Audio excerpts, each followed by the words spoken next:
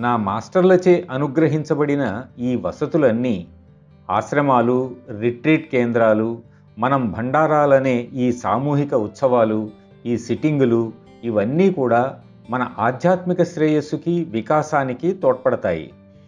మనం ప్రతి సిట్టింగులోనూ కళ్ళు మూసుకున్నప్పటి మన స్థితి నుండి కళ్ళు తెరిచేసరికి మనం ముందుకు సాగామని మనకు తెలుస్తున్నదా?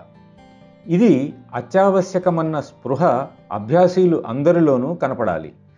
మన భౌతికపరమైన విషయాలు, మన ఆరోగ్యం, మన ఆదాయం, ఇంకా మరెన్నో భౌతిక విషయాలు, మానవ జీవితంలోని రాగద్వేషాలు, అభిలాషలు, వీటన్నిటి పట్ల మన దృష్టిని ఎక్కువగా సారిస్తున్నాం.